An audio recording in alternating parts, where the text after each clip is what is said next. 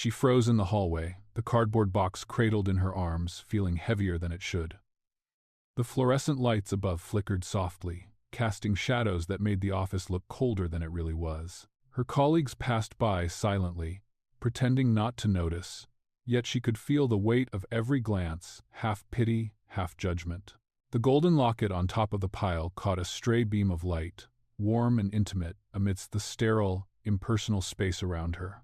She remembered the words she hadn't meant to say that morning, the insult that slipped out before she could stop it, and the calm, unreadable stare that had followed. Everything inside her screamed humiliation, regret, and a flickering hope that maybe, somehow, she could make it right.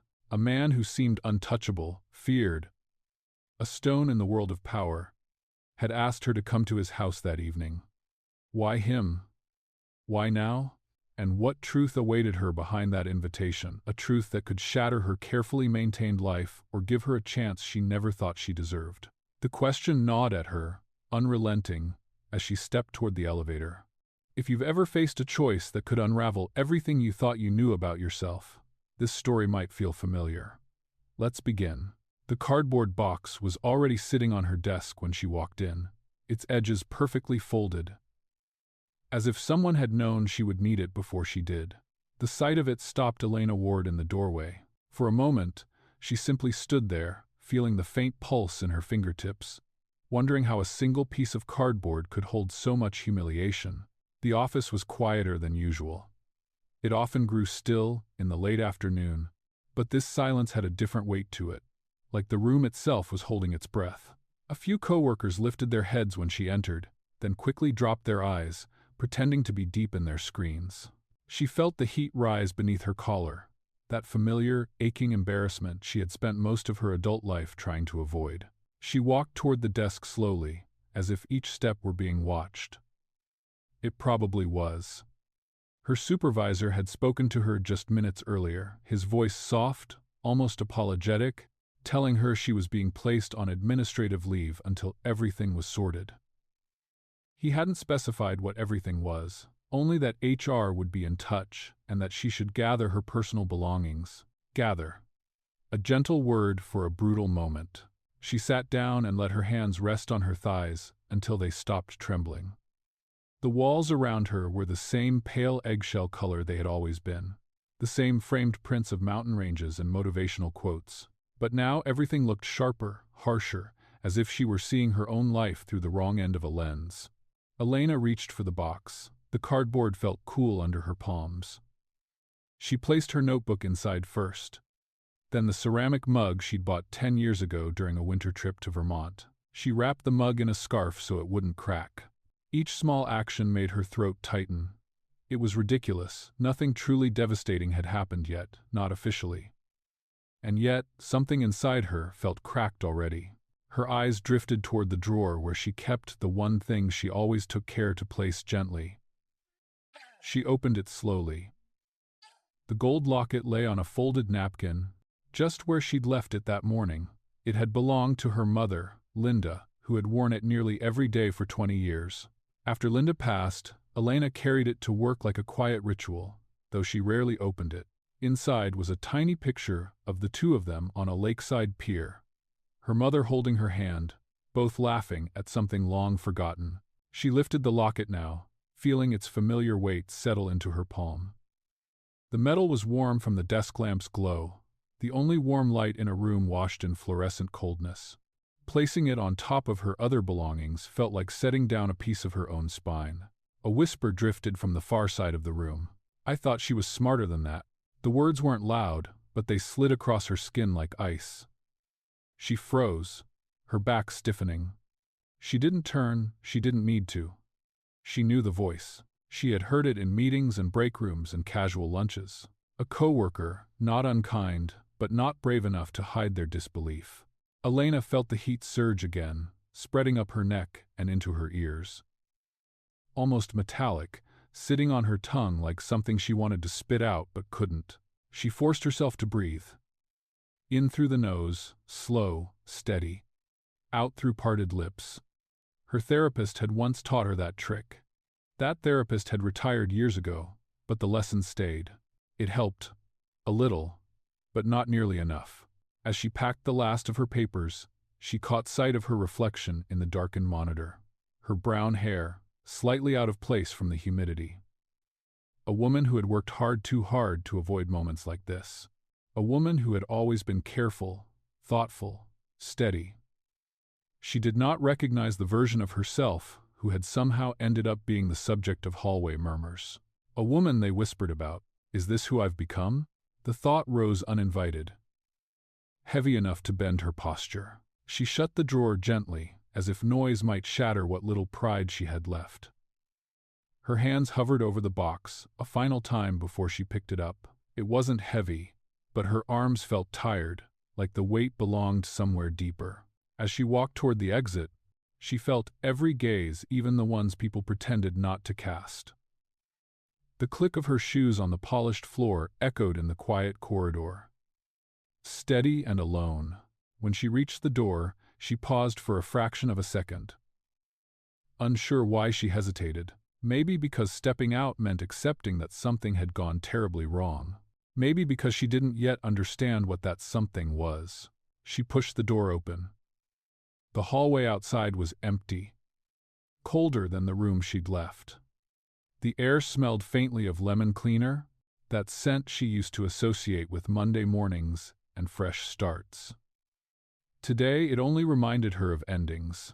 Her phone buzzed in her coat pocket. She didn't reach for it.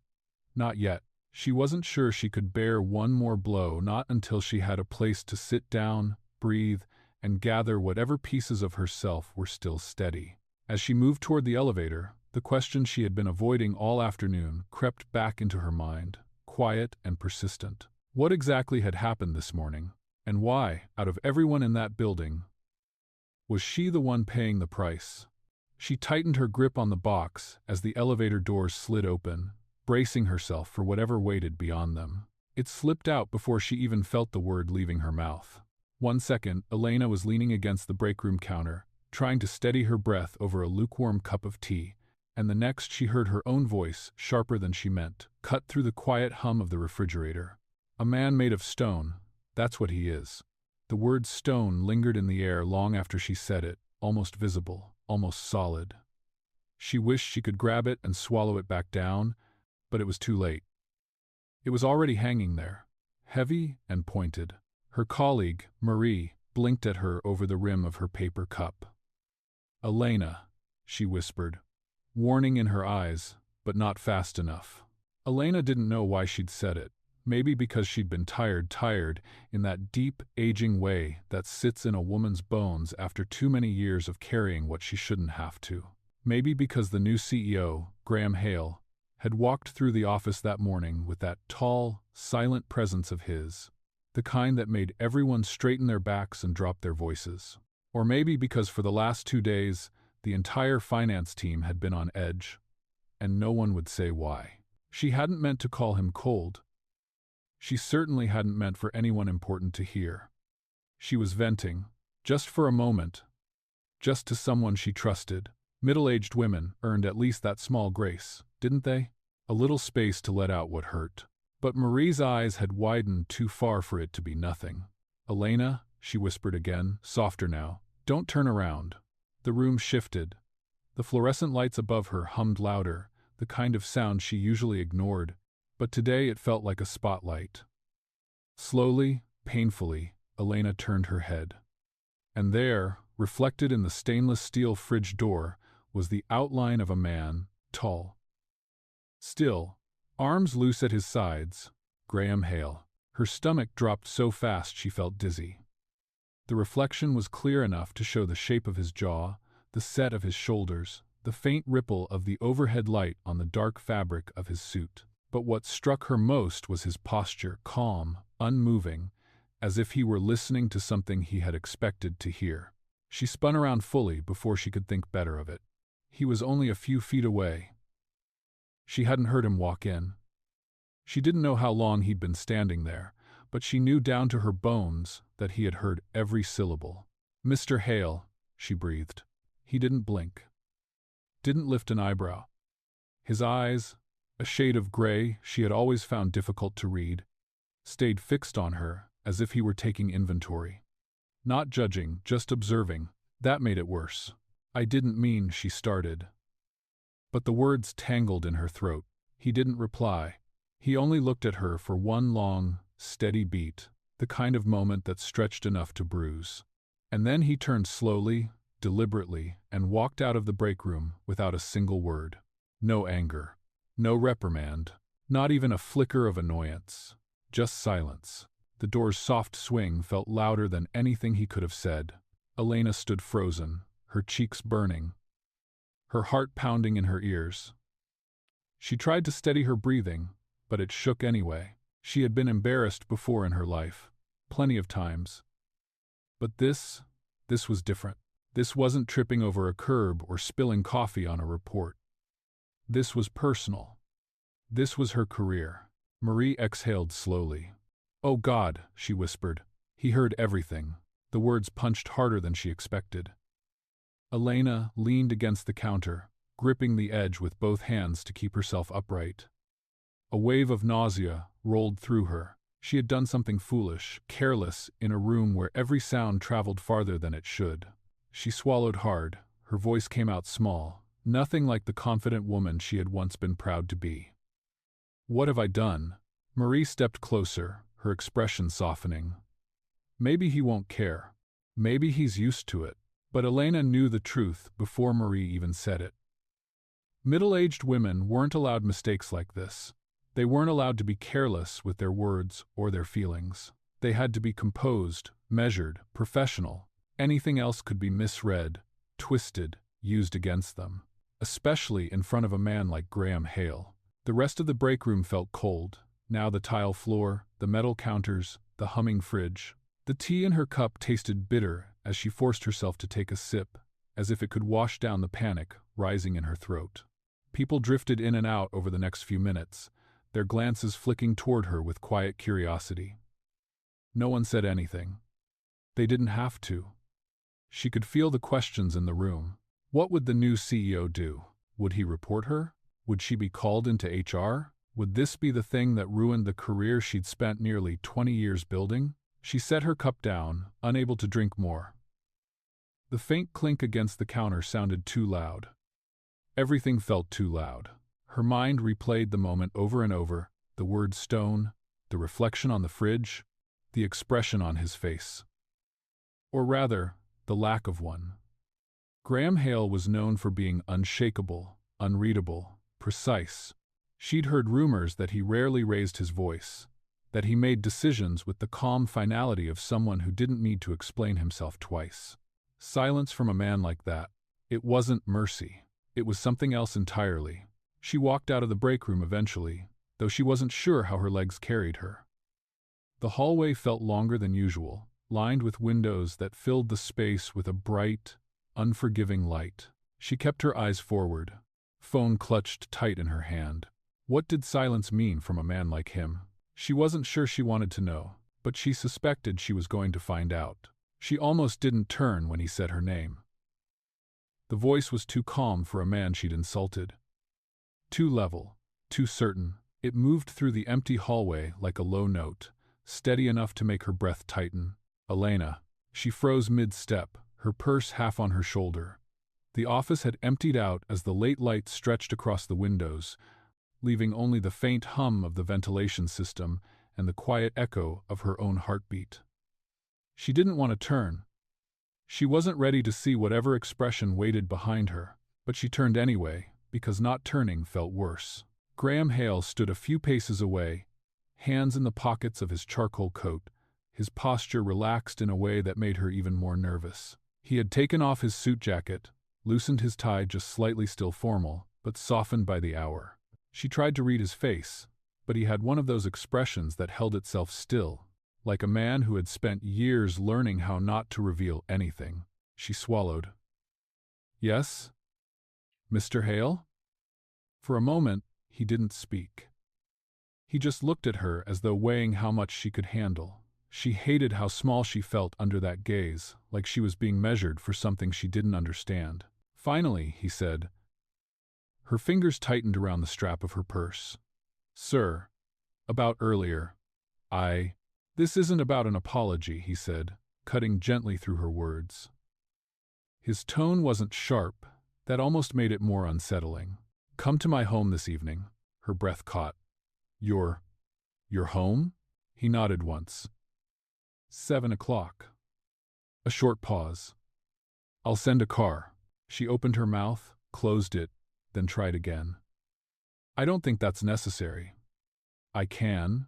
I'll send a car, he repeated, something final settling behind the words. She stood there, stunned, while he stepped past her and walked toward the elevator. He didn't look back. He didn't explain. He left her alone in the hallway, with only the soft click of the elevator doors closing behind him. Her pulse thudded painfully in her throat. What did he mean? Something you deserved to hear. Was this a disciplinary meeting disguised as a courtesy? Was he going to fire her? Correct her? Confront her? She didn't know. And that uncertainty, sharp, cold, almost metallic, followed her all the way to the parking lot. She drove home on autopilot, barely remembering the turns. By the time she reached her apartment, the sun had slipped behind the buildings, leaving the sky bruised with early evening. She paced the living room, her mother's locket warm against her collarbone every time she touched it. What was he capable of? Why invite her to his home? Half of her wanted to ignore the car when it came. The other half, the part that hated open endings and unfinished things, knew she wouldn't. It started raining around 6, a gentle, steady fall that tapped against her window like fingertips. She stood at the glass, watching the streetlights bloom into fuzzy halos in the wet gray air. Her reflection looked older tonight, wearier. The kind of weariness that came from carrying too much worry for too long. At 6:32 p.m., a dark sedan rolled to a quiet stop in front of her building. Her stomach tightened. He wasn't kidding, she murmured. She grabbed her coat, hesitated, then slipped the locket beneath her blouse, as if tucking her mother's memory close could anchor her. Outside, the rain felt cool on her skin. The driver stepped out, holding an umbrella. "Miss Ward?" he asked. She nodded. He held the door open for her. The interior was warm, dimly lit, and smelled faintly of cedar. The moment she settled into the back seat, the city felt farther away, as if she'd stepped into a different world. They pulled away from the curb, tires whispering over wet pavement. The rain streaked the windows, turning traffic lights into ribbons of red and gold. Elena watched the colors smear and run like watercolor paint. It felt strangely fitting, like her certainty was blurring just the same. She clasped her hands in her lap. "Does he invite people often?" she asked quietly. The driver's eyes met hers briefly in the rearview mirror. She cleared her throat. "Has he ever asked anyone to his home because they insulted him at work?" A flicker of what might have been a smile touched the driver's mouth. If that were the reason, the car would be a lot busier. She let out a breath she hadn't realized she was holding. It didn't calm her nerves entirely, but it eased something. The rain thickened as they crossed the river, the lights of the bridge catching in the droplets. The city behind them glowed through the downpour, familiar yet distant. Elena watched the skyline fade and felt the knot in her stomach tighten again. "What does he want from me?" she whispered, not expecting an answer. The driver spoke again, softer this time. Her pulse jumped. "Personal?" He nodded once. "He doesn't make many personal requests." That was the moment her fear shifted, rose sharply, like a tide pulling her into deeper water. A man like Graham Hale didn't blur personal and professional lines without reason, and she had no idea what that reason could be. The car continued through the quiet neighborhoods, where the houses stood tall and still, their windows glowing warmly against the rain. When the sedan slowed in front of a wide stone home, her throat tightened. The driveway was lit with soft ground lights, pale gold reflecting off the wet pavement. The house itself was elegant but understated. The kind of place owned by someone who didn't need to show wealth to know he had it. The driver parked and turned toward her. "He's waiting for you," he said gently. Elena nodded, though her legs felt strangely hollow as she stepped out into the rain. She pulled her coat tighter around herself and stared up at the house, wondering what truth could possibly be waiting for her inside. And why, of all people, she was the one being asked to hear it. She didn't expect his home to feel gentle. That was the first thing that struck her when the door opened. Not wealth, not intimidation, not the cold, curated silence she had imagined. The entryway glowed with soft lamplight, warm against the rain-soaked evening. The walls held framed landscapes and shelves lined with worn books, their spines creased like they'd been touched often. Elena stepped inside slowly, her coat damp at the shoulders. She felt strangely out of place, like she'd wandered into a memory rather than a CEO's home. Graham closed the door behind her with a quiet click. "Thank you for coming," he said. His voice held a tone she hadn't heard before. Something calmer, less guarded. She nodded but didn't trust herself to answer. He gestured toward a room off to the side. "This way." She followed him down a short hallway, the hardwood floors grounding each step. The living room opened wide, anchored by a stone fireplace where a small fire crackled low, casting slow-moving shadows across the space. A framed photo sat on the mantel, catching the firelight on its glass.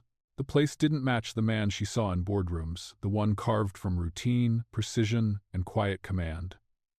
Here, everything felt lived in, familiar, almost soft. She tried not to stare, but the realization unsettled her. She didn't know this version of him. Maybe no one at the company did. "Please," he said, nodding toward the sofa. "Sit wherever you like." She chose the edge of the sofa, not trusting her legs to hold her much longer. He stood near the fireplace for a moment, as if deciding where to begin. His eyes drifted to the framed photo on the mantel, and he reached for it with careful fingers. He crossed the room and handed it to her. The photo was old edges slightly yellowed. Two teenagers stood in a school hallway, lockers stretching behind them in faded blue. One was unmistakably him, though younger, thinner, shoulders slightly hunched. The other, her breath stilled. That's me," she whispered. 16-year-old Elena smiled back from the photo, holding a brown lunch bag, curls escaping her ponytail. Expression warm in a way she hadn't seen on her own face in years. She blinked. "Where did you get this?" Graham lowered himself to the armchair opposite her. "My mother kept it. I found it in one of her old albums a few months ago." She stared at the image again, trying to drag the memory forward through years she'd long buried under work and responsibility. I don't remember this." "You wouldn't," he said softly. "It was just a passing moment for you." He leaned back, hands clasped loosely between his knees. His voice dropped, steady and unembellished. "You offered me half your lunch that day. I'd forgotten mine. You noticed before anyone else did." Elena swallowed, a strange ache working its way up her chest. "That was just being polite." "No," he said, shaking his head. "It was kindness, and I wasn't used to it." Her gaze lifted slowly to him. The man she saw at work seemed unshakable, controlled, untouchable. But the boy in the photograph, the boy she vaguely remembered seeing alone in the cafeteria, always reading during recess, that boy looked breakable. A quiet settled between them, thick but not uncomfortable. A different kind of silence than the one in the break room earlier that day, this one heavier with something human. "I didn't think you remembered me," she said. "I remembered you," he said simply. "More than I realized." She didn't know what to do with that. Her fingers pressed gently against the frame, tracing the corner of that hallway preserved in glossy paper. "I'm sorry about what I said today," she murmured. "I was frustrated. Stupid. I didn't mean. You weren't wrong." His words cut softly through hers. Her head lifted. "What?" He looked toward the fire, amber light catching the lines on his face. "Life has a way of sanding people down. Eventually, you forget what you were before." Her heartbeat slowed, the room narrowing around his confession. It didn't match the image she'd built of him, this ruthless, impenetrable man with a reputation sharp enough to cut through rumor and truth alike. "Why tell me this?" she asked. "Because you said aloud what most people only whisper," he said, eyes finally meeting hers. "And because I think you're the only person in that building whoever knew me before I became the man they talk about. The locket beneath her blouse felt suddenly heavy. A tug from the past she didn't expect. She set the photo on her lap, fingers trembling slightly. "I didn't mean to hurt you." "You didn't," he said. "But you reminded me of something I thought I'd buried." Buried? The fire cracked softly, the sound settling into the room like a heartbeat. Elena felt her pulse slow, caught between unease and something she couldn't name, yet a gentleness that made her chest tighten. "What?" He didn't answer. Not yet. Something in his expression shifted, not closing off but holding back as if the truth was there, just behind the door. But he wasn't ready to open it. Not tonight. Maybe not ever. But he had invited her here, and that meant something had already begun to stir. The front door opened with the sharpness of a verdict. The sound sliced through the warm quiet of the living room, cutting off the last bit of calm Elena had managed to gather. She turned instinctively, her pulse leaping before she even saw who stood there. A woman entered, tall, elegant, mid-60s, wrapped in a charcoal coat that still glistened with rain. Her posture was immaculate, her chin lifted with the kind of poise that came from decades of being obeyed. Her silver hair was swept into an immaculate twist, not a single strand out of place. Marian Hale. Even before Graham said her name softly, Elena knew. She felt it in the shift of the room, the way the air tightened, the way the soft firelight seemed to recoil from the cold scorn in the woman's eyes. Marian's gaze moved over Elena in a slow sweep, shoes, coat, hands clasped nervously in her lap before settling on her face. It wasn't curiosity, it was assessment, judgment. A silent verdict passed before a single word was spoken. "What is she doing here?" Marian asked, her voice low, controlled, sharp enough to sting. Graham exhaled once, a quiet, tired sound. "Mother, this is...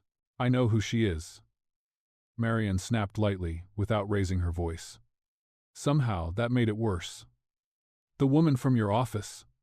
Her eyes flicked toward Elena again. "The one who seems to believe you owe her something."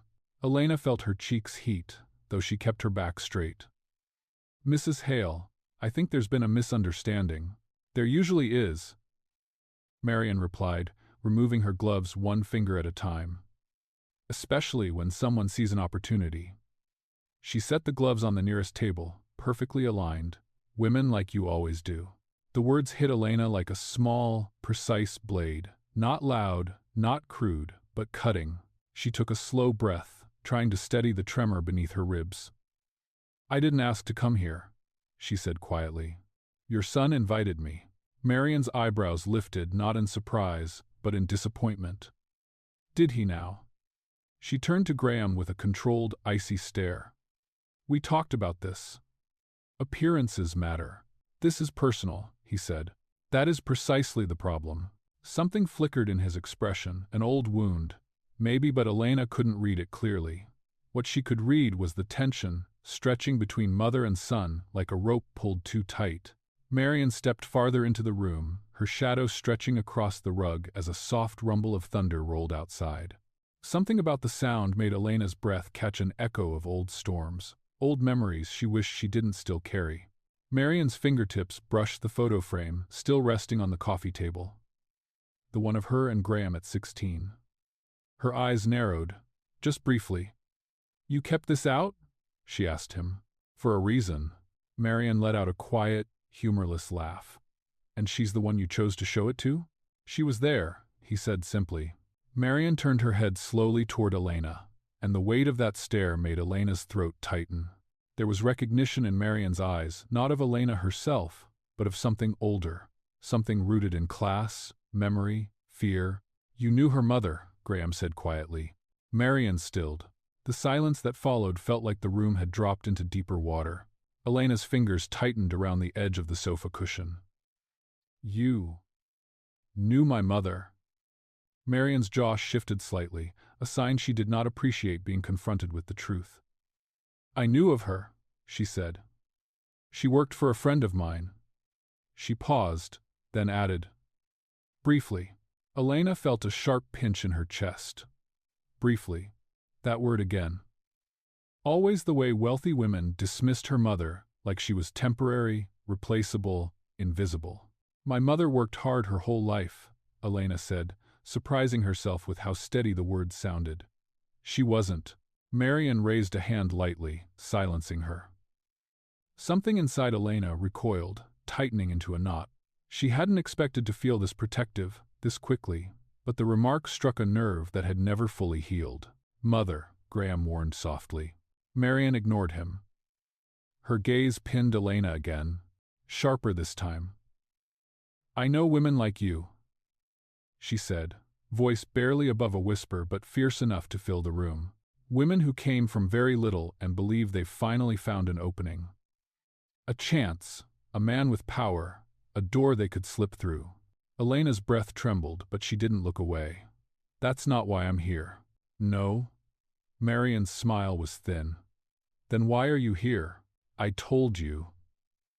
And she accepted. Elena felt the old shame rise, memories of watching her mother juggle bills, make dresses last longer than they should, face women who looked just like Marian and treated her like she was made of something cheaper. That same shame now mixed with anger, quiet but solid. I accepted because he said there was something I needed to hear, Elena said, not because of who he is. Marian's eyes narrowed again, not with disbelief, but with something else. Something darker, as if she were looking at a ghost from her own past. Something she had feared might return. You have no idea what you're stepping into, Marian murmured. None. Elena's pulse quickened. There was more here, layers she couldn't yet see. Mother, Graham said sharply this time, not loud but unmistakably firm. Marian turned toward her son. For a moment, the two of them looked like two cliffs facing each other, weathered by years, by unspoken things. Outside, thunder rumbled again. Inside, the silence thickened. Elena wondered why Marian looked at her as if she were a threat from long ago. Her phone buzzed with a message that felt like a punch. She hadn't even taken her coat off yet, the morning air still clung to her sleeves as she stepped into the break room, hoping for a quiet moment before the day really began. But the screen lit up with a thumbnail image that made her heart drop straight through her stomach. It was her, standing just inside Graham Hale's front door, rain still in her hair, coat draped over one arm. His living room glowing behind her in soft gold light. Above the photo, a caption burned in bold text. Some women will do anything for a promotion. Her fingers went cold around the phone.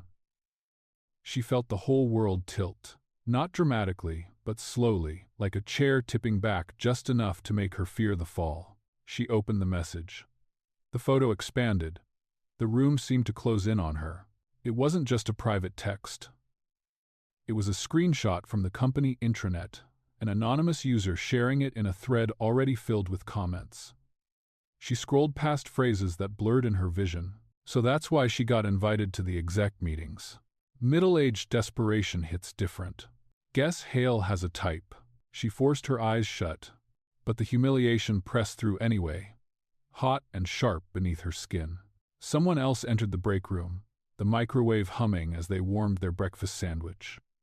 She didn't look up, but she felt their presence, felt the moment they recognized her in the photo on their own phone. A tight, awkward silence followed. No greeting, no pity. Just quiet judgment settling in like dust. Her throat tightened. She set the phone face down on the counter, but that didn't stop the image from burning behind her eyelids. She had been careful leaving Graham's home. She had waited until the rain eased. No one had been outside. She was certain of it. So, how had the photo been taken? Her hands trembled as she reached for a napkin, pretending to wipe condensation from her cup. She could sense more people gathering behind her, their whispers low but unmistakable. Is that her? It has to be. Unbelievable. She was 41. Too old for this kind of humiliation. Too old for gossip to carve into her like she was still a kid in high school. But it did. It cut deeper now. Somehow, because at this age, she was supposed to have built a life strong enough to withstand something like this. She hadn't. Her breath grew shaky. She wanted desperately to call her mother, to hear the way she always said, Hold your head up, baby. Shame only sticks if you let it. But her mother wasn't here anymore, and right now, shame was sticking everywhere. The microwave beeped. A coworker pulled out their food and walked around her, pretending not to look. The silence between them wasn't silence. It was commentary disguised as restraint. Her phone buzzed again. Another message. Then another. She flipped it over with a sick feeling. HR would like to meet with you at 10:15 a.m. Please confirm. Her stomach twisted. She typed confirmed with stiff fingers. As she set the phone down again, another message appeared, this one from Marie. Elena, I'm so sorry. I don't know who's doing this. Elena swallowed hard. She appreciated the words, but they hit a wall inside her chest.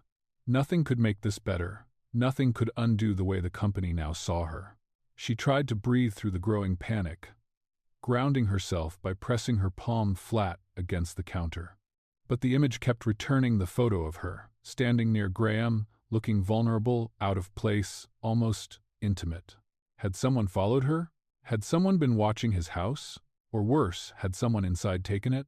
She managed to walk out of the break room, though it felt less like walking and more like moving underwater. The hallway stretched long and bright, lined with offices where people sat pretending not to stare as she passed. Screens dimmed when she approached. Conversations hushed. She had become a quiet spectacle. Her locket felt heavy against her chest, a presence she wanted to reach for, but didn't, afraid the gesture would make her look fragile, exposed. She slipped into a small, empty conference room and closed the door behind her, leaning against the wood for support. Her breath shook. She pressed both hands to her face, feeling the heat gather in her palms. Who would do this to me? She whispered into the quiet. Her pulse hammered. She replayed the night before, Marion's cold stare, Graham's silence when she left, the rain blurring the driveway lights. None of it felt connected to this, but someone had wanted this photo out in the open. Someone had wanted her shattered. Her phone buzzed again. This time, the notification wasn't a message. It was a comment tagging her name, her actual name, in the intranet thread. She didn't click. She couldn't. Some part of her already knew that reading it would only deepen the wound. At 10:11, she forced herself to straighten her blazer. Her reflection in the glass door looked tired, eyes shadowed, mouth tight from holding back the hurt. She smoothed her hair, lifted her chin, pretended she didn't feel like breaking. Then she stepped into the hallway and began walking toward the HR department. Each step felt heavier than the last. Around the corner, her phone buzzed once more. She glanced down. Please proceed to the 8th floor. Conference room C. Not HR's usual office. Something was wrong. Her hand tightened around the phone. A cold ripple ran down her spine. Who planted the photo? And more terrifying, why target her? The elevator doors opened with a soft chime. She stepped inside, her heartbeat echoing in the metal walls, carrying her upward toward a truth she wasn't sure she was ready to face. The envelope was yellowed with age. She'd never seen it before.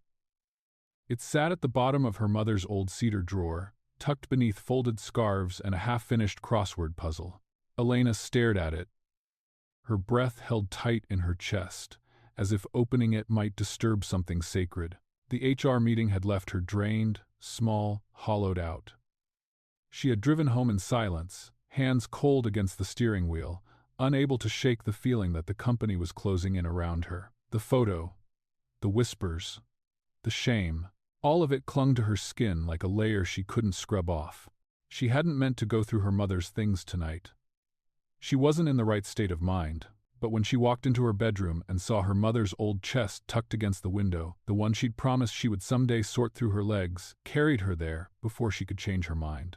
Now, sitting cross-legged on the floor, her mother's scarf pooled in her lap, she held the yellowed envelope in both hands. Her name was written across the front in Linda Ward's looping script. Elena, just her name. No date, no explanation.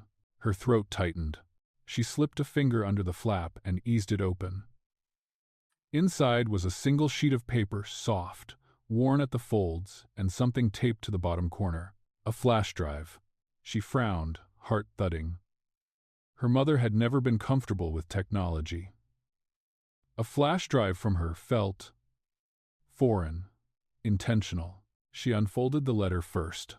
The ink had faded, but the words were unmistakably her mother's curved, thoughtful letters written with a steady hand. If you're reading this, sweetheart, it means there's something I didn't get to tell you in time. Elena blinked hard, her breath stuttering in her chest. The letter continued. You deserve the truth about some of the choices I made. I didn't keep quiet because I was afraid of the world. I kept quiet because I promised someone I loved I would protect them. Someday, you may need to understand why. Her eyes burned. She pressed a palm against her mouth, trying to hold in the trembling. She moved her gaze to the flash drive, taped neatly to the page. Something about its presence felt heavy, as if it contained the missing pieces of a story she had only half heard growing up.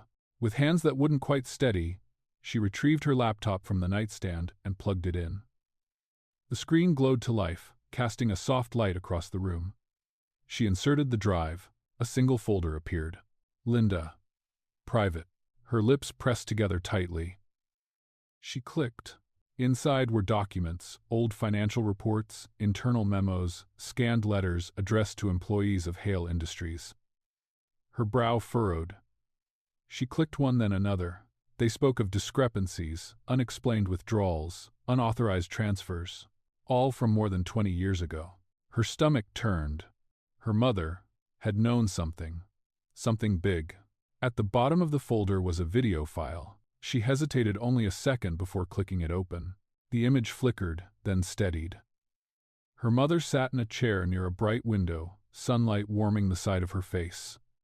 She looked tired but not defeated. Her voice, when she spoke, rolled through the speakers like a memory brought back to life. Hi, baby. Elena pressed both hands to her mouth, eyes flooding instantly. I don't know if you'll ever watch this, Linda continued. I hope you don't need to. But I made a promise once, and it's a promise I intend to keep. Still, just in case the past ever reaches you, I want you to understand why I made the choices I did. Her mother paused, looking down at something in her hands. The camera didn't show what it was. At the company I worked for, a long time ago, I stumbled into trouble I wasn't looking for. Trouble that belonged to people far above my pay grade. Her voice softened. People who had a lot more to lose. Elena felt the room close in around her. Hale Industries. Her mother had worked there so briefly she'd barely spoken of it. I found documents, Linda said. Ones that could have ruined someone's life. Someone who didn't deserve it. So I stayed quiet. For them. For what they meant to me. The laptop light reflected off the tear that slid down Elena's cheek. I can't tell you everything, her mother whispered. Some secrets aren't mine to expose. But I want you to have this just in case the world ever puts you in a position where the truth matters more than keeping peace. Another soft breath. You may need this one day, sweetheart. The screen froze, then went black. Elena sat trembling, staring at the reflection of her own grief in the dark screen. Her chest ached with a mixture of anger, love, and something far heavier loss pressed into the present in a way she hadn't expected. Her mother had carried this alone. Secrets, promises, burdens too heavy for one woman to bear. And now Elena felt something click into place. The photo scandal, the whispers, the sudden targeting. Someone wanted her silenced, or framed, or pushed out before she stumbled onto something she wasn't meant to find. Her mother's voice lingered in her head. You may need this one day. She wiped her cheeks with the back of her hand. The rain outside tapped gently against the window, steady and rhythmic, like a heartbeat she no longer had guiding her. Was the past repeating itself? And if it was, what did that mean for her? He was waiting for her outside, sleeves rolled to his elbows, as if he hadn't slept. The morning light caught the edges of his shirt, turning the pale fabric into something almost silver. Elena stopped on the sidewalk, the strap of her purse slipping slightly from her shoulder. Graham stood beside a black sedan, hands resting on the roof, head bowed just enough to suggest exhaustion rather than defeat. When he lifted his gaze to her, she felt her breath catch. His eyes seemed sharper today, more awake, more aware of the damage the last 24 hours had done. Elena, he said quietly, I'm glad you came. I didn't have a choice, she murmured, though the words held no real bite. His jaw tightened a fraction. You shouldn't have been ambushed like that. She looked away, unable to hold the weight of his regret. The office lobby behind her bustled with whispers. She could feel them even without turning. The photo was still circulating, the thread was still alive, and she was still the subject of a scandal she hadn't created. Graham moved closer, but not too close. Whoever posted that picture, they weren't aiming at you. She blinked, startled by the certainty in his tone. Then who were they aiming at? Me, he said. Or rather what I represent. Me, for I. The words unsettled her. She crossed her arms for warmth. What does that mean? It means someone in my company wants control, he said, lowering his voice. And the easiest way to weaken a man is to call his integrity into question. Elena let the idea settle, but it felt too big, too heavy, too calculated. Someone with enough access to take a photo of her at his home. Someone with motive. Someone who wanted him cornered. You're saying this is political? She asked. It's always political, he replied. The wind brushed a strand of hair across her cheek. She tucked it behind her ear, exhaling slowly. I can't go inside that building right now. I know, he said. Come with me. She hesitated. Her mother's voice echoed faintly in her memory. You may need this one day, sweetheart. And now Graham, worn down and strangely open, was asking her to step into a conversation she wasn't sure she wanted. But she nodded. The diner he drove to was older than either of them, by the looks of its faded sign and chipped red paint. It sat on a quiet corner of a neighborhood she didn't recognize, tucked between a laundromat and an antique store. When they stepped inside, a bell chimed overhead, and warm air smelled of coffee and buttered toast. This place, he said as they slid into a booth, was where my mom took me after school every Friday. I used to sit right where you are. She looked at the worn vinyl seat, the grooves etched into the tabletop. I didn't expect you to have a place like this. I didn't expect to bring anyone here, he replied. A waitress poured them coffee into mismatched mugs, one dark green, one pale yellow. The steam curled upward, soft and slow. They sat in silence for a few moments. Elena wrapped her hands around her mug, letting the heat seep into her fingers. She felt frayed, stretched thin, as if the wrong word could unravel her completely. Graham leaned forward slightly. I know you don't trust me. She almost laughed, but the sound lodged in her throat. I understand, he said. But I need you to hear something. She lifted her eyes. Power was never the hard part, he said, his voice low, almost rough. Loneliness was. Something in her chest tightened. She hadn't expected honesty. Not from him. He looked toward the window, watching a delivery truck pass by. People like to think leaders are insulated. That we're untouchable. But the truth is, I've made myself alone, trying to stay strong. Elena felt the ache beneath his words, not loud, not dramatic, but worn into the grain of him. You didn't deserve what happened yesterday, he said. And you didn't deserve the way my mother spoke to you. She flinched slightly at the memory. Thunder rolling beneath Marian's cold voice. She reminded me of women who dismissed my mother, Elena whispered. With just a look.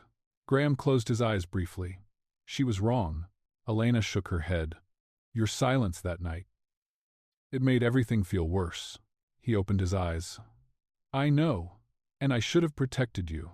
There it was, the moment that shifted the room. The way he said it, not as a man apologizing from obligation, but as someone acknowledging a wound he helped create. His voice softened further. I didn't know you'd be dragged into this, he continued. But now you are. And whoever's trying to target me, they're willing to hurt you to do it. A cold tremor ran down her spine. She reached for her mug again, needing something solid. What am I supposed to do? She asked. I'll help you, he said. If you let me? The words hovered between them. She wanted to believe him. A part of her, the part that still felt the weight of that old photo he'd shown her, leaned toward trust. But the rest of her bristled with caution. She had spent 41 years learning how to protect herself from powerful men who meant well but lived in worlds far from hers. Trust wasn't a simple door she could open. She studied him quietly, noting the fatigue around his eyes, the lines carved deeper than yesterday. He looked like a man carrying too many truths. Maybe her mother had known someone like him. Maybe her mother had made a promise for reasons deeper than Elena understood. And now she had her mother's flash drive, a piece of history that could hurt or help, depending on the hands it fell into. Should she tell him? Should she trust him with what she'd found? Her fingers brushed the edge of her purse, where the flash drive rested, hidden in the side pocket. Graham watched her, waiting. "Elena," he said gently. "Whatever you know, I can handle it." But could she? She looked down at the steam curling from her mug, twisting like a question she didn't yet know how to answer. Marion Hale wasn't wearing armor today. She opened the door herself. No sharp posture, no rigid chin, just a woman in a soft gray sweater standing beneath the muted glow of a hallway lamp. For a moment, Elena didn't know whether to step forward or turn back. "Come in," Marion said quietly, as though her voice had grown tired of sounding powerful. Elena followed her through a long hallway lined with framed photographs, family portraits taken through the years, none of them quite matching. Marion led her into a small tea room, overlooking the garden.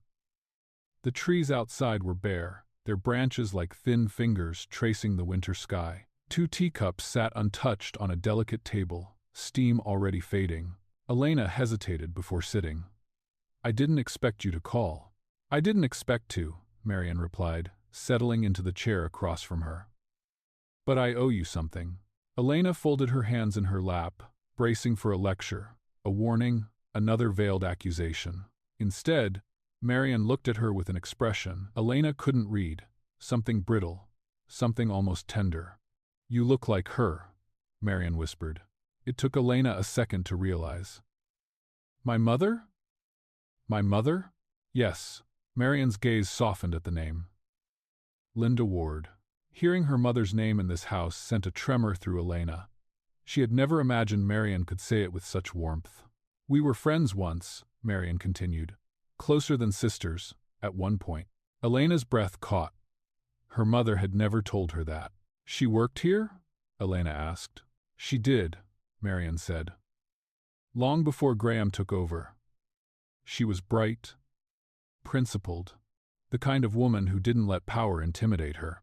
Elena could almost picture it, her mother, younger, confident, walking through these halls. But then a stronger thought pressed in. Why hadn't she known any of this? "What happened between you two?" Elena asked. Marion looked down at her hands, slender, perfectly manicured, now trembling slightly. The quiet in the room thickened. The tea had fully cooled now, untouched, forgotten. "Your mother discovered wrongdoing in the company years ago," Marion continued, her voice lowering. "Something that could have ruined people, including someone she cared deeply about." "Who?" Elena asked, her pulse quickening. Marion lifted her head, eyes glistening faintly. "Me." The word floated in the air, sharp yet fragile. Elena felt her throat tighten. "My husband," Marion said, "was involved in things he shouldn't have been. Linda found proof. She came to me first, hoping I would do the right thing." Elena swallowed, imagining her mother standing here years ago, holding a truth heavy enough to break lives. "I couldn't face it," Marion whispered. "I asked her to stay silent. And she did. But it cost us our friendship." A surge of emotions crashed into Elena, anger at the secrecy, sadness for her mother's burden, and an unexpected ache of sympathy. "Why didn't she tell me?" Elena murmured. "Because she wanted to protect you," Marion replied.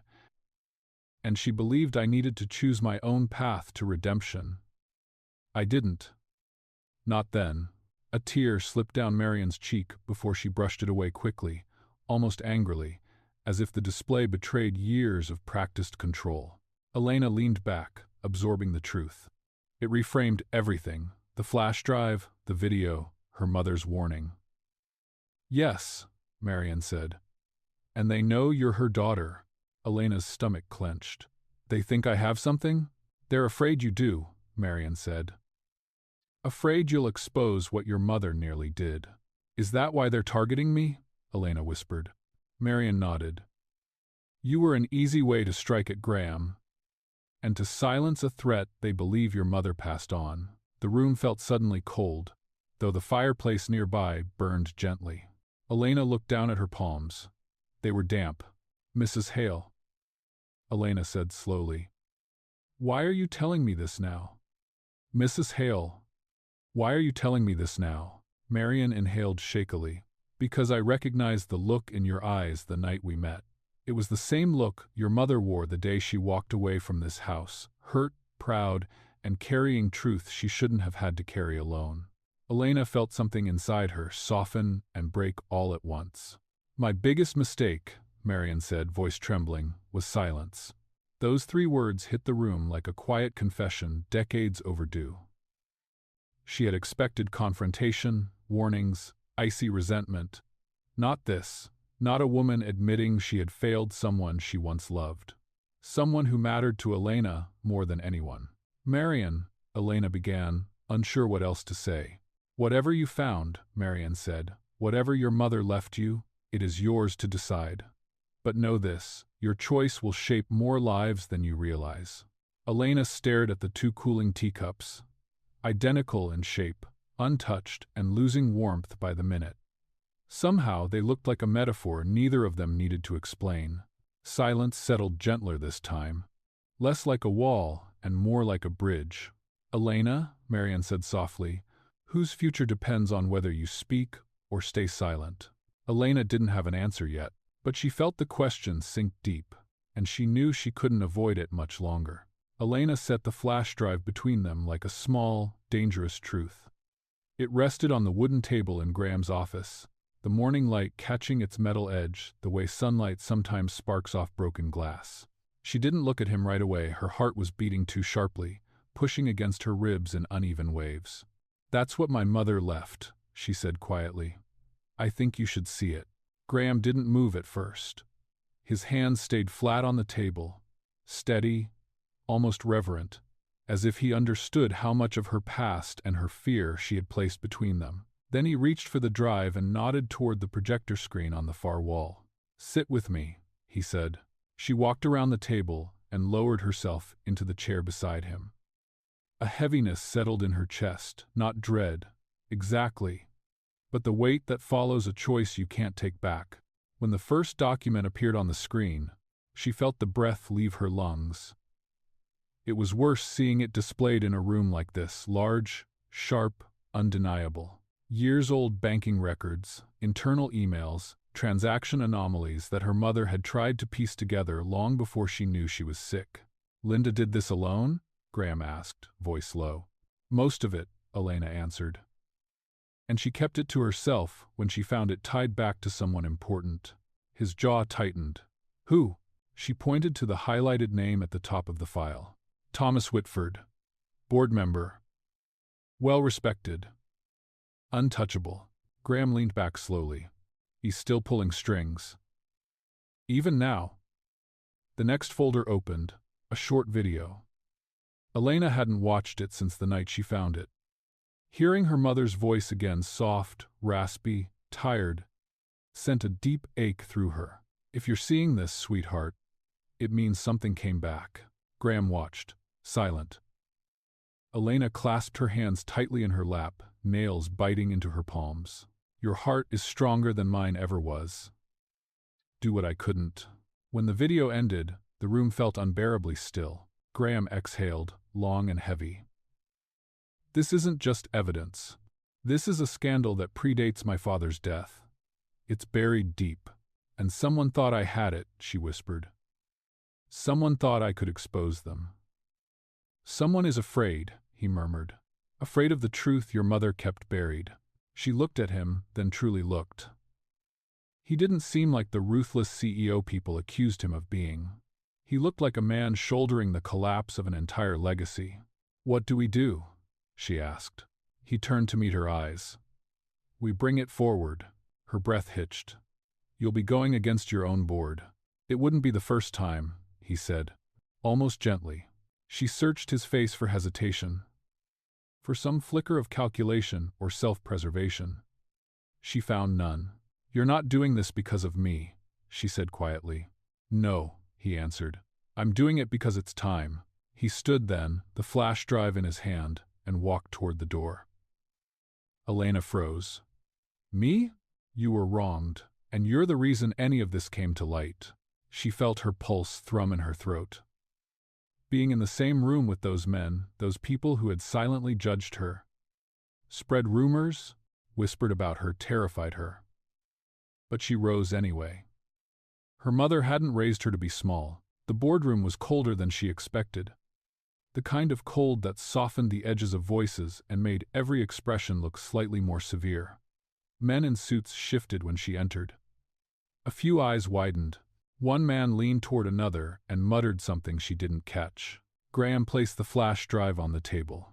"We're here because misconduct that began years ago is resurfacing," he said, his voice clear, controlled. "And we're going to deal with it now." He plugged in the drive and let the first screen fill the projector. Whispers erupted instantly. Chairs shifted. A pen dropped onto the table and rolled. "Forgotten. That's impossible. This is fabricated. Where did this come from?" Graham raised a hand, silencing them. "This came from Linda Ward," he said, "and her daughter." Elena felt every gaze slide to her. Heat rose to her face, but she lifted her chin. If she could survive shame, suspension, and public humiliation, she could survive this too. Whitford, seated near the head of the table, scoffed. "This is an old witch hunt. Dead woman's paranoia." Something broke in her then, not loudly, but firmly.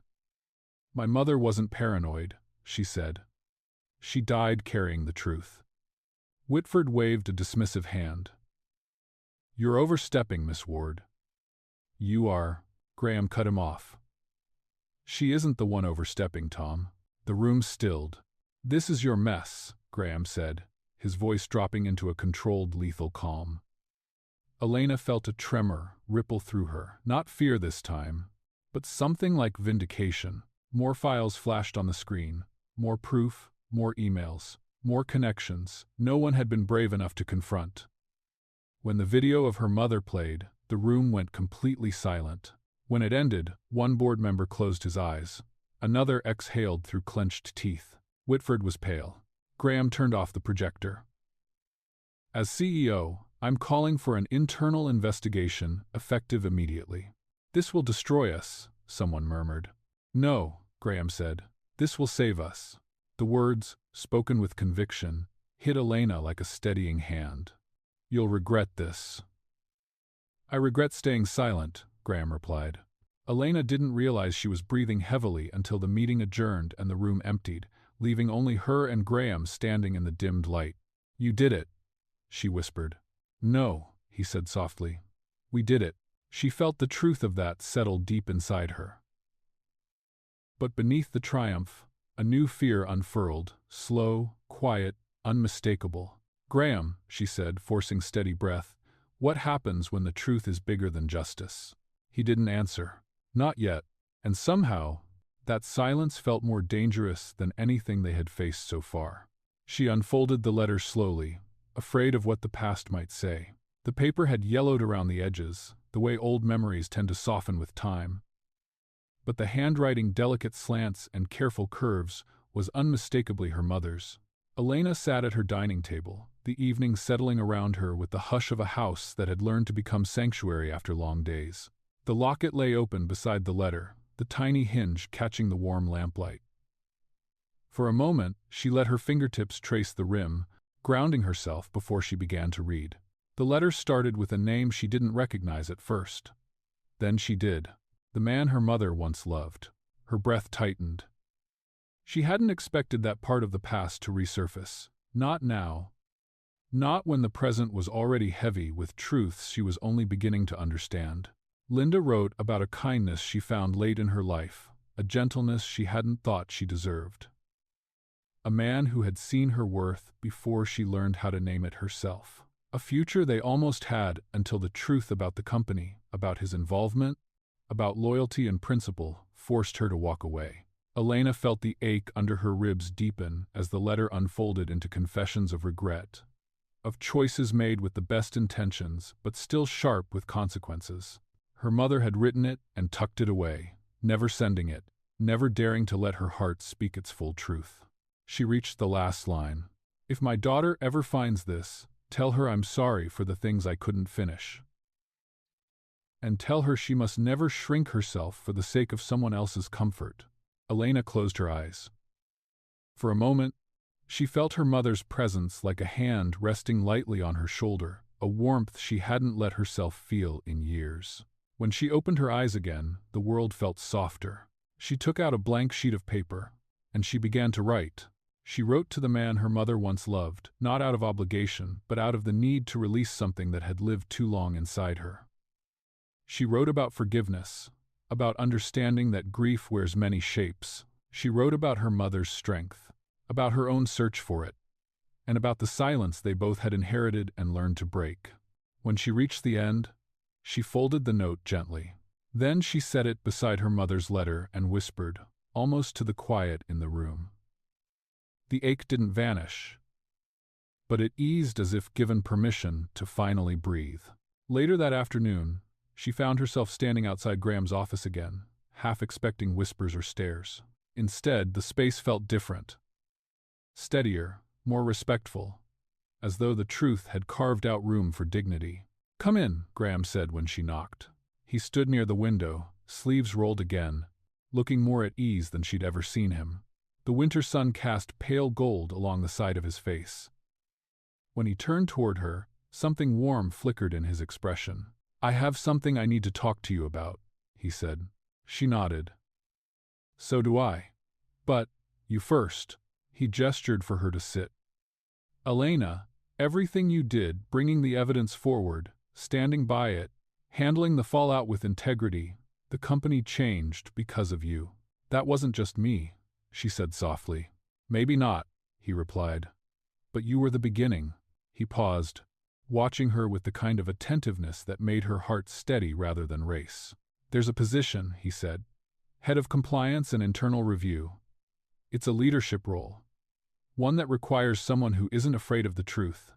Someone who doesn't flinch when it hurts." The meaning settled slowly. "You want me to take it?" she asked. "I do," he said, "because you've already done the job when it mattered most." Her pulse fluttered.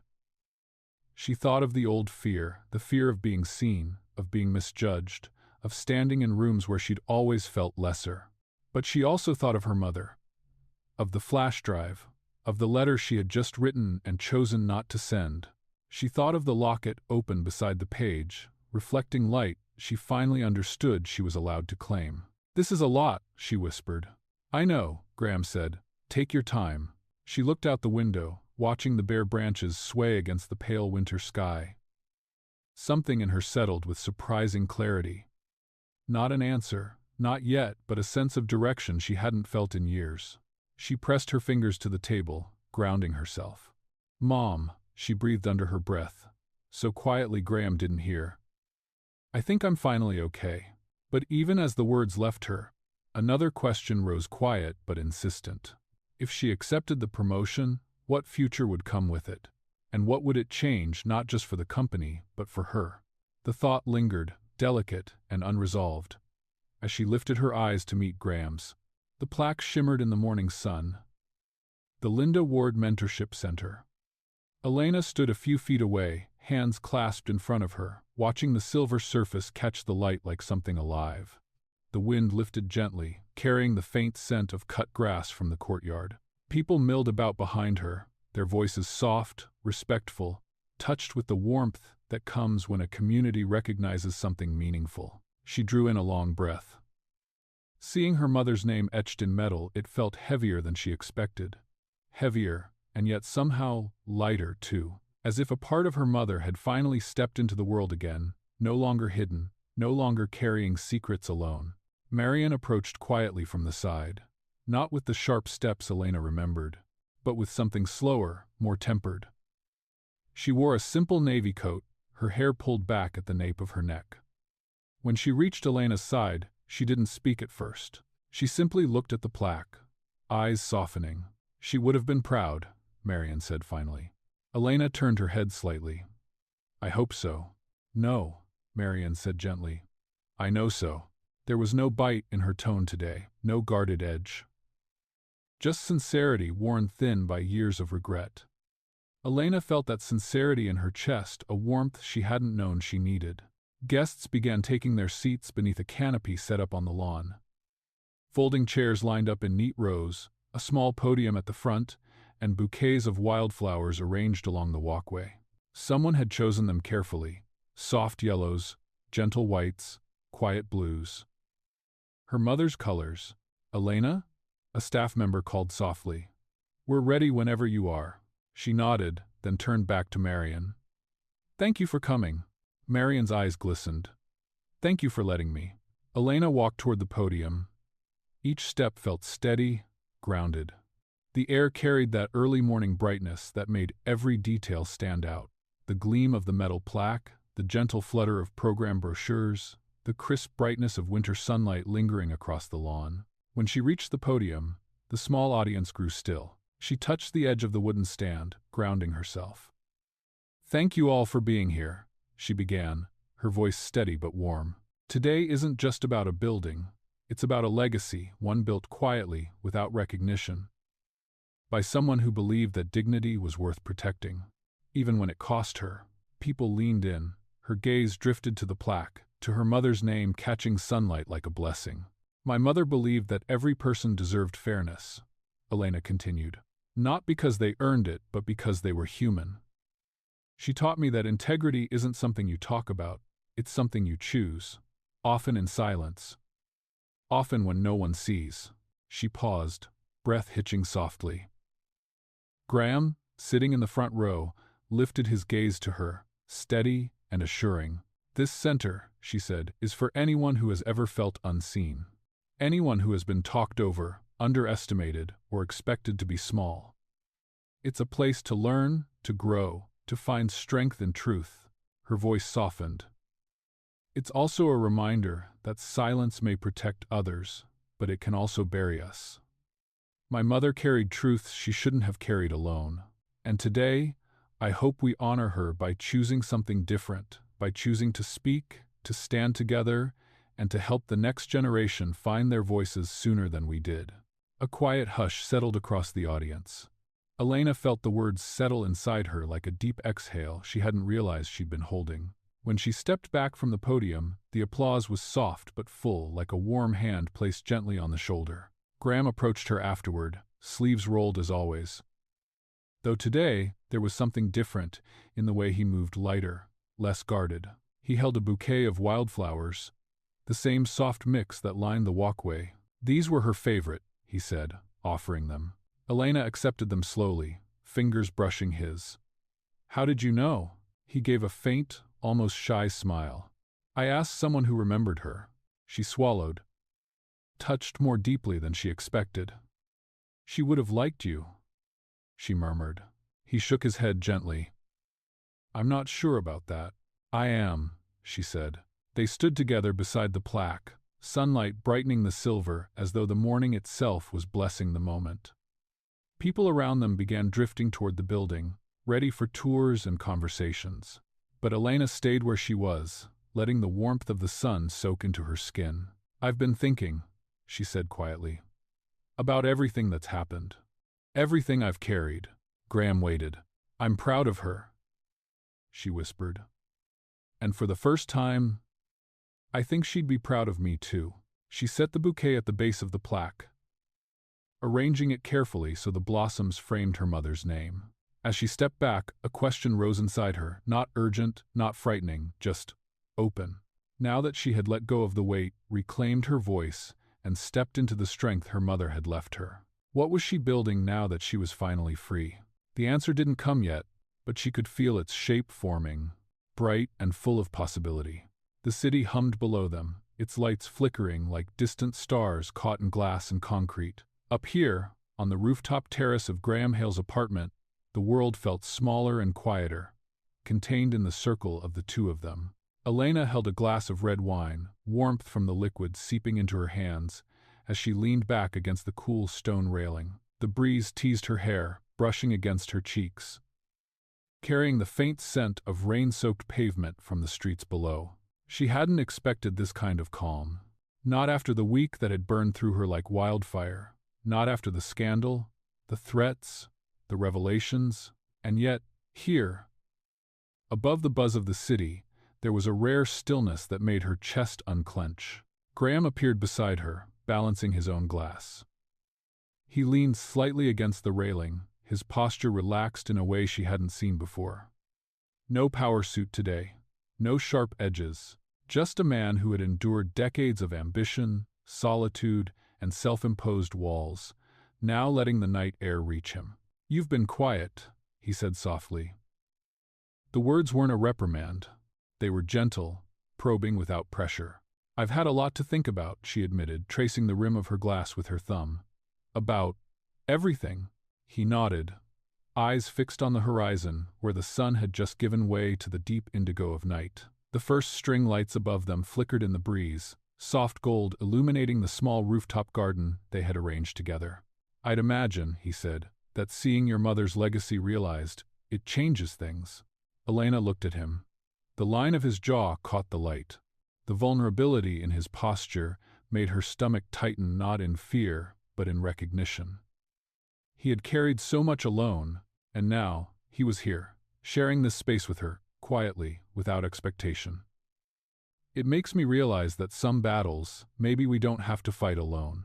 For a long moment, they let the wind carry away the weight of words, leaving only the hum of the city beneath and the distant honk of a taxi. The rooftop was a haven, a world separated from judgment, scandal, and the demands of their daily lives.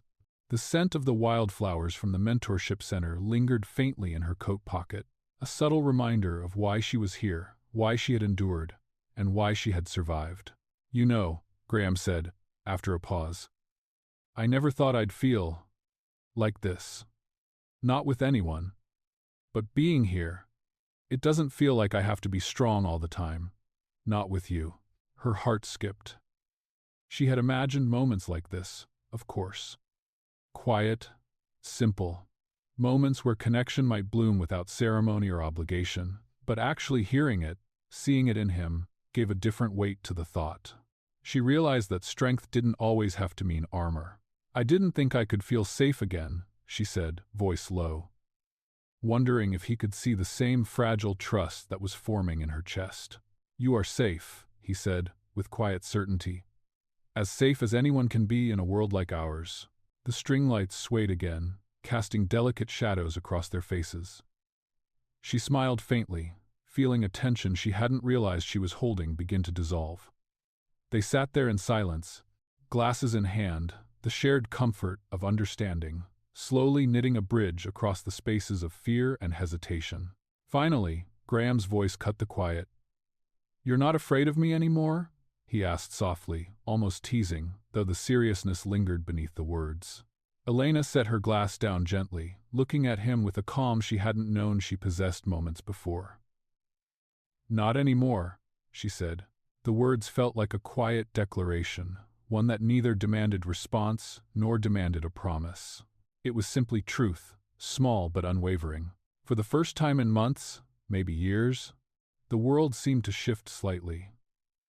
The tension that had wrapped around her shoulders like chains began to loosen. She felt a warmth that had nothing to do with the wine, and everything to do with being seen, being understood, and not needing to hide behind any walls of her own.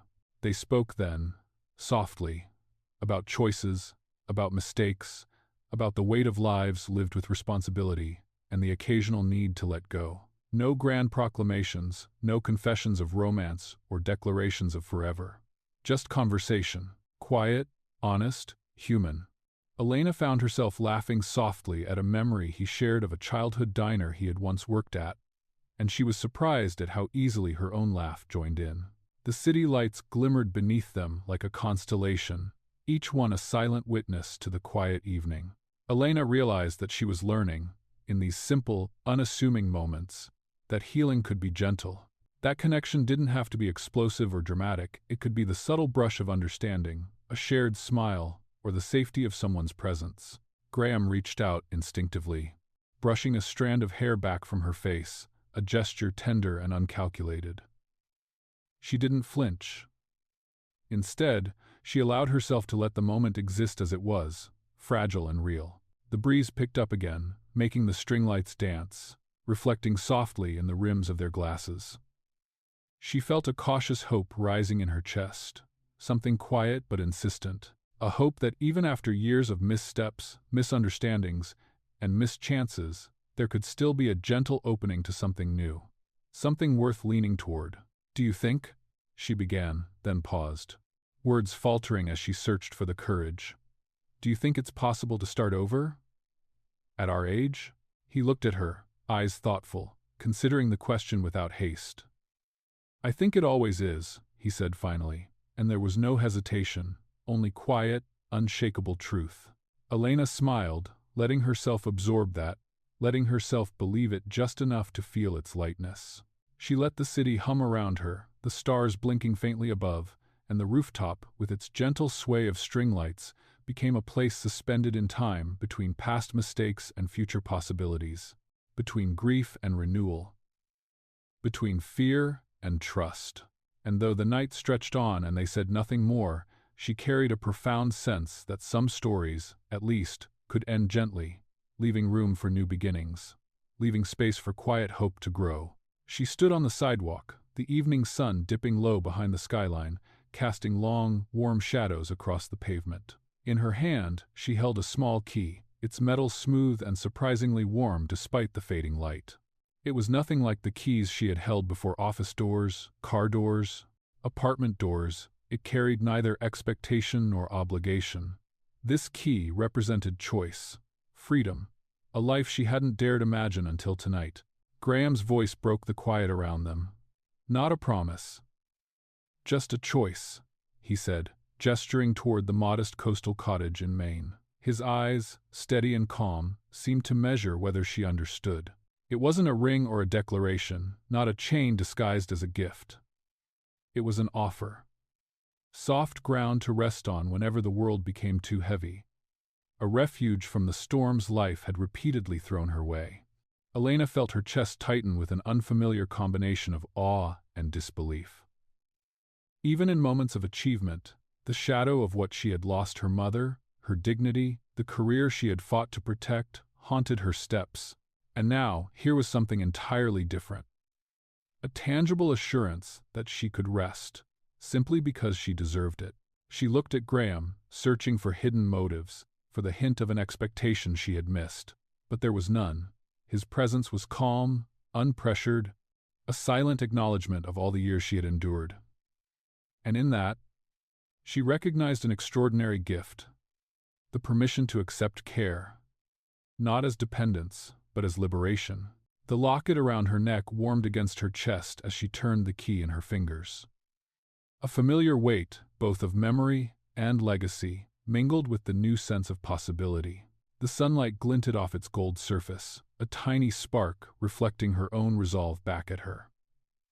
She had survived so much, carried burdens both inherited and chosen, and now, for the first time in a long while, she could move forward unburdened. "Some stories aren't fixed, they're lived," she murmured softly, almost to herself, feeling the truth in the words resonate deep within her. It wasn't about perfect endings or neatly tied resolutions. It was about embracing the life in front of her, step by deliberate step, learning to walk without the weight of unfinished chapters dragging her down. She allowed herself a small smile, the kind that came quietly and without apology, one that acknowledged both the pain and the strength it had produced. Graham reached out, placing a hand briefly on hers, a gesture of solidarity rather than claim. She didn't flinch, didn't pull away. The key's warmth seeped into her skin, an echo of the life that awaited her. She could feel the locket's familiar weight, the memory of her mother's voice whispering encouragement and wisdom she would carry forward. Elena realized she had finally arrived at a place where choice was more powerful than fear, where comfort didn't equate to compromise, and where the smallest key could unlock the largest doors of possibility. The streets glowed in the last golden light of the city, and for the first time in years, Elena allowed herself to breathe fully. She didn't need to apologize for wanting a life of softness, for seeking peace after years of trials, for carrying her heart forward in its own rhythm. The evening air was cool against her skin, filled with the scent of autumn leaves and the distant hum of traffic. But inside her, warmth spread steadily, reassuring her that she could move through the world gently and deliberately. She stepped forward, each pace a quiet affirmation of resilience. The key didn't weigh her down, it lifted her. The cottage in Maine, the promise of solitude or companionship as she chose, shimmered in her mind as a horizon both literal and symbolic. Every step she took carried her toward freedom, toward a life unshaped by the shadows of past misjudgments, toward a self-defined peace that had long eluded her. Graham walked beside her, a silent companion in the gentle dusk. He didn't speak, didn't instruct. He simply matched her pace, allowing her the space to exist fully in the moment. She felt a softness in her chest, a delicate peace that contrasted sharply with the years of anxiety, uncertainty, and isolation she had carried. This was what she had been walking toward all along, not accolades, not recognition, not approval, but the quiet, resolute knowledge that she could finally rest and choose again. As the city's last light faded into the gentle purple of twilight, Elena glanced down at the key one more time. Its metal had warmed to her touch. An unspoken promise of places to go, people to trust, and moments to live without the constant shadow of fear. Her heart, which had known both loss and resilience, now beat with the subtle cadence of hope. She felt the locket against her chest, the memory of her mother's courage fused with her own determination. Every decision she had made, every trial she had endured, had brought her to this precise instant. She inhaled deeply, letting the quiet settle around her like a soft blanket. The sidewalk stretched ahead, empty and open, promising paths she could forge herself. No one could dictate how she would walk this life, how she would carry her heart, or how she would honor her mother's memory while creating space for her own. Elena lifted her gaze to the horizon, where city and sky merged in soft light, and took a single, deliberate step forward. In that movement, there was clarity. In that step, there was freedom, and though the story wasn't finished, though more choices and challenges would come, for the first time she felt entirely present in her own life. Every shadow of fear, every whisper of doubt, had given way to this moment of peace, a gentle opening toward all that could be. A life fully, quietly, beautifully hers. Sometimes, healing begins where we least expect it, often in the quiet moments, in the spaces between what we fear and what we hope. Life has a way of pressing us into corners, showing us our vulnerabilities, and asking us to face them with courage. Yet, it's in those fragile spaces that we discover resilience we didn't know we had. There's a gentle power in choosing to see the truth, even when it frightens us, and in holding on to compassion for ourselves and others, even when the world feels cold.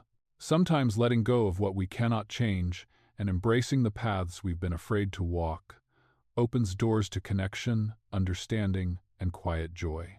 And in that quiet, we find that life isn't about fixing every mistake or reclaiming every lost moment. It's about the soft, luminous moments of clarity, courage, and grace that remind us we are worthy, we are capable, and it's never too late to let the heart lead us forward. Thank you so much for taking the time to listen to this story. Your presence here truly means the world and brings warmth to every word shared. Every like, share, and subscribe is a gentle way to help spread kindness and heartfelt stories to others. Wishing you peace, comfort, and quiet joy as you carry today's story with you.